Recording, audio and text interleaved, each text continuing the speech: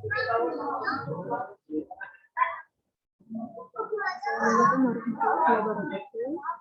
Perkenalkan, nama saya Jessica. Saya dari Prodi Komunikasi dan Penyiaran Islam. Sekolah tinggi Negeri Sri Bumi Singarang. Di sini saya akan membawakan pengetahuan ilmu mengenai perempuan di ruang publik.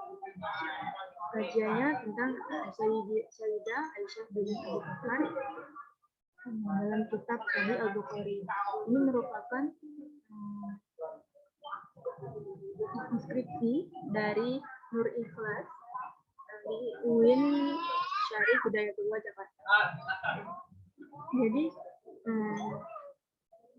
perempuan di ruang publik ini merupakan tugas saya, salah satu tugas saya di MK Public Relation. Dan tahu teman-teman bahwa jauh sebelum kita kenal perempuan di ruang publik, seperti halnya emansipasi. Dalam sejarah Islam, perempuan yang bernama Aisyah, istri Rasulullah, yang telah memainkan peran penting sebagai seorang perempuan Islam. Nah, seperti yang kita ketahui bahwa emansipasi ini biasanya kita kenal, yang lebih kita kenal adalah Kartini. Tapi ternyata jauh sebelum itu di dalam Islam sendiri, ternyata Aisyah radhiyallahu anha, istrinya Rasulullah, telah menggiatkan emansipasi untuk perempuan Islam saat itu. Banyak problem ketika dari berbagai keyakinan mengenai perempuan di ruang publik ini. Seperti yang kita lihat di sini ya, Hindu, perempuan ini dilihat sebagai pembawa keberuntungan karena haid, menjadi istri dan melahirkan, karena itu merupakan potret seorang perempuan yang tidak dimiliki anak laki. Yang kedua, Buddha ini beranggapan bahwa perempuan itu makhluk kotor, suka menggoda laki-laki yang ingin menjadi suci. Dalam Buddha itu problem, dia meyakini bahwa perempuan itu hina. Dan ini ada keyakinan Hammurabi. Di Hammurabi ini perempuan dianggap seperti binatang karena perempuan sama sekali tidak dihargai dan tidak mempunyai hak untuk memiliki dan menggunakan harta. Terkesan seperti budak pada muka Rasulullah. Kemudian pada keyakinan di Yunani dan perempuan dalam Yunani dan Romawi ini perempuan tidak berhak memerintah ataupun melarang mewarisi, memiliki dan menggunakan harta. Dalam hal ini perempuan seperti halnya mereka menjalankan kewajiban mereka sebagai istri dan anak. Ini Yahudi di sini dia menempatkan perempuan sebagai pelayan. Bahkan ayahnya berhak menjual anaknya tanpa persetujuan dari anaknya itu sendiri. Kemudian ini ada di Nasrani, ya. Ini perempuan dianggap sebagai pangkal kejahatan, sumber kesalahan dan dosa. Kenapa seperti itu ya? Seperti halnya yang yang Buddha. Karena perempuan dianggap suka menggoda laki-laki yang ingin menjadi suci.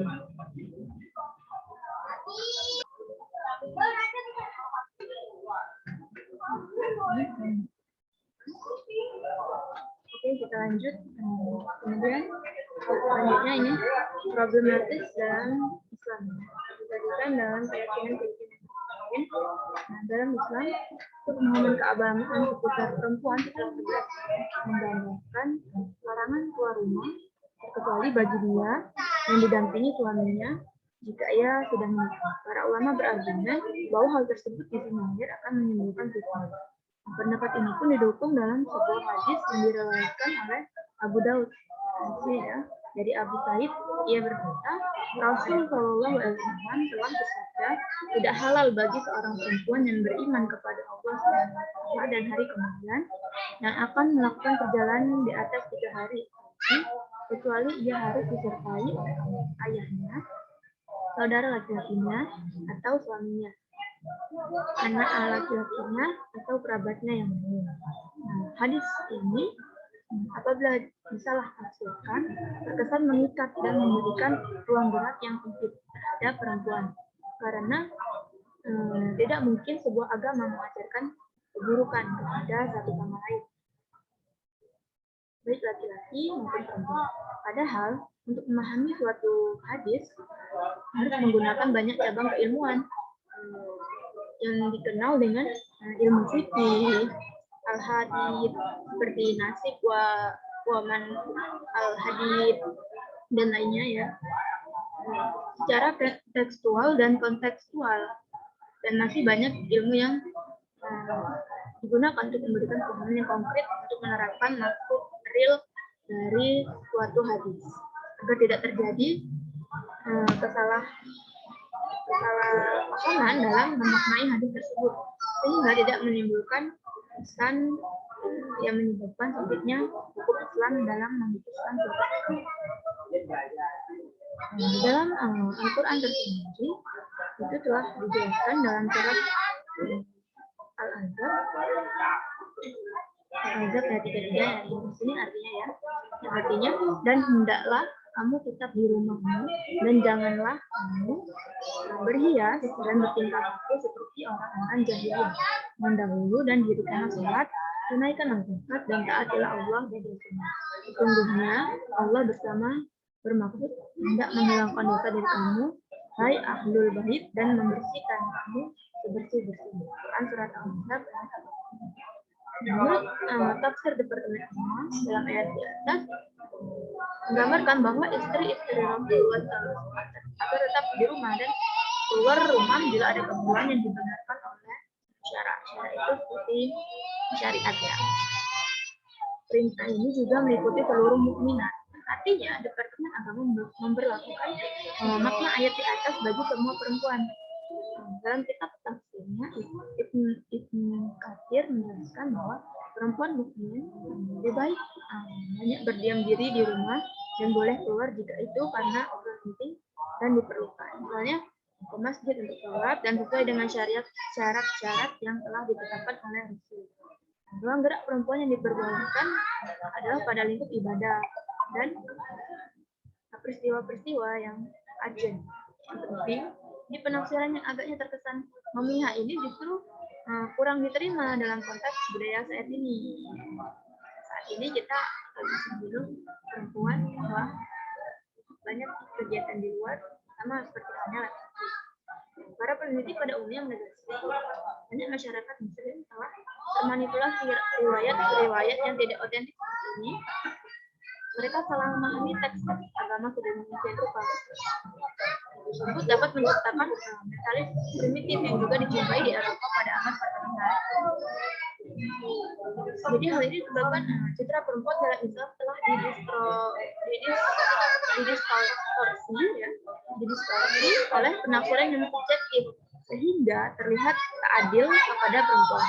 Hal lain yang mengkhawatirkan adalah adanya kepentingan sehingga menciptakan sebuah pemahaman demi kepentingan individu atau kelompok. Stigma manusia pada umumnya mungkin perempuan merupakan manusia yang lemah, tak mampu menjaga dirinya secara independen dan tak dapat dipercaya dalam segala urusan. Ruang gerak perempuan didominasi oleh lelaki. Perempuan dianggap sebagai korban yang tergantung pada laki-laki, menggantungkan semua urusan perempuan kepada makhluk lain. Pada masa itu seperti itu. Tapi pada masa saat ini, perempuan cenderung lebih banyak sama dengan laki-laki. Mereka juga beraktivitas di luar, bekerja, sama halnya. Kemudian stigma manusia pada umumnya meyakini bahwa perempuan merupakan manusia lemah, tak mampu menjaga dirinya secara independen. Secara independen itu berdiri sendiri ya. dia tak dapat dipercaya dalam segala hal. Superioritas laki-laki semakin jelas tergambarkan dalam tafsir ini ya, yang terkait dengan status ontologis dan peran perempuan. Manusia pertama dalam kebanyakan tafsir dipahami sebagai Adam, yang lebih sering dipahami sebagai laki-laki. Hawa adalah perempuan yang diciptakan dari tulang rusuk Adam, bahkan tulang rusuk yang paling menyatu. Bagi manusia kedua, perempuan juga memiliki kemampuan akal dan intelektual dan pengetahuan yang lebih rendah dibanding laki-laki. Di dalam tafsir Qurtubi misalnya dikatakan bahwa laki-laki memiliki kelebihan akal, manajerial, kejiwaan, dan naluri yang tidak dimiliki oleh perempuan. Naluri laki-laki diyakini didominasi oleh unsur panas dan kering yang merupakan sumber kekuatan, sementara naluri perempuan didominasi oleh unsur basah dan dingin yang merupakan sumber kelembutan dan kelemahan. Kemudian selanjutnya perempuan berpartisipasi dan turut andil di ranah publik. Seperti dalam hadis ini, hadis yang diriwayatkan oleh